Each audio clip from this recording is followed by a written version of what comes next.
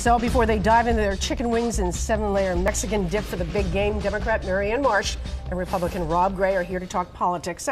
Might squeeze in a little football at the end there. We'll start starting though with politics. Yep. So Boston City Councilor Ayanna Pressley is going for it. She is going to be taking on popular incumbent Congressman Michael Capuano. So do you think this is going to be the next Seth Moulton, who unseated John Tierney 4 years ago? Marianne? Maybe. To be determined. I mean, Ayanna has to bring her A game.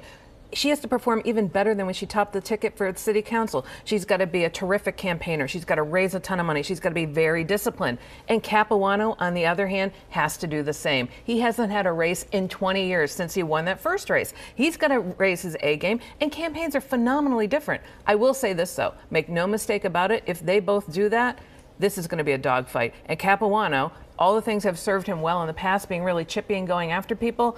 He's got to be a little more careful on this one. So it's going to be a great race. Rob, what will you be watching? Well, I think there may be a progressive pack developing in the Democratic primaries. You've got Pressley.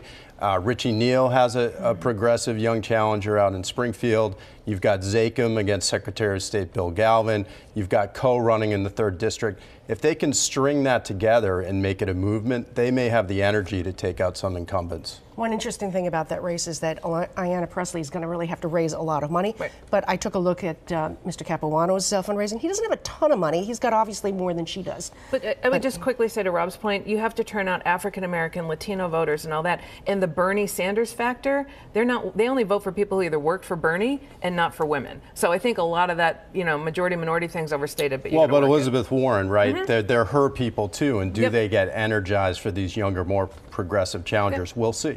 Let's switch over to the 4th Congressional District. Joe Kennedy got the national exposure that every young politician yearns for. He delivered the response to President Trump's State of the Union.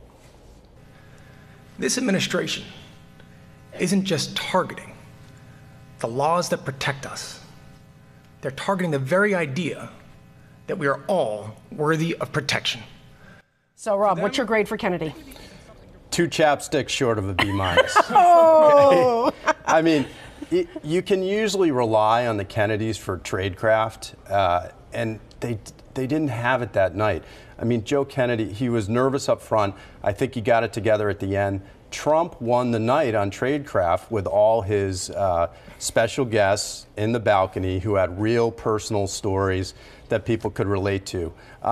Kennedy's in a tough spot. People have often failed at these responses. He had a middling grade. I will have to say, in addition to the chapstick, there was a lighting issue. Whoever did the lighting should recheck their game anyways. Marianne? A.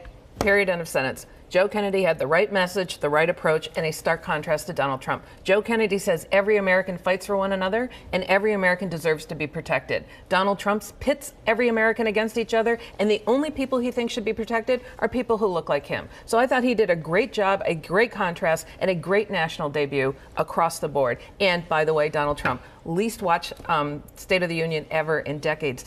He got good ratings, though. He got good ratings from the public in the polls. Smallest rating. In terms of viewers. Moving on to Steve Wynn. Now, the Gaming Commission was on the defensive this week, explaining why they didn't catch those sexual assault allegations against Steve Wynn. This information about the settlement and the associated activities was withheld from our investigators, was withheld on purpose. So I have 2 questions for you. What should happen, and what do you think is going to happen here, Marianne? The last set of people who should investigate this are the people who made this mistake, including Steve Cosby. Come on. They withheld information from... Did they withhold it from the Wall Street Journal? Did they withhold it from Bloomberg? Really? Did you only believe the things they told you? This is a disaster. And frankly, I don't see how this license stands now. There has to be an entire reopening of everything. And I don't think these are the people to do it because they did such a pitiful job. And do you think that will happen? It has to. It calls everything into question. Rob? Listen, Wynn's already won by hiding it. The building is going in the ground. It's a $2 billion project. Massachusetts has a lot of its economy riding on it. It's going to happen. And let's face it, enforcement at the Casino Commission is a paper tiger. He'll get slapped on the wrist with some kind of fine. They'll make a leadership change at the company, and that'll be the end of it. And do you think that's right? It's not right, but he got away with it. I mean, that's what happens when states make big bets on these projects. They're a little bit pregnant. The thing has to happen.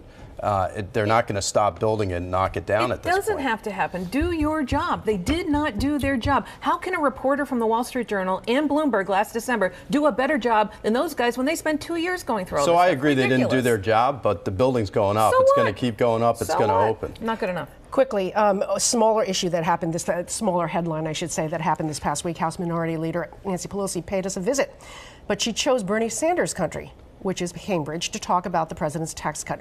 Why'd she pick Cambridge, Marianne? So, to Rob's point, progressive politics, Cambridge is ground zero here in Massachusetts. You have to activate the progressive part of the Democratic Party. Yes, they're providing a lot of energy, but again, the Sanders guys in particular aren't activated unless it's Bernie Sanders. They're not interested in women candidates. If she can figure out how to do that in Cambridge, that becomes a blueprint to do it everywhere else. Cambridge the right place for her to go? Hometown crowd, right? You saw during the State of the Union how Trump was always looking at his left teleprompter because that's where the cheering Republicans were on that side of the room. Point. Same thing with Nancy Pelosi. She's playing to the hometown crowd. She's worried about if they take over the House, the Democrats take over the House, can she actually be the speaker? Because she's getting old too. And there's a youth movement there. So she's trying to get out and play to the activists in the party. We'll be right back with more Roundtable.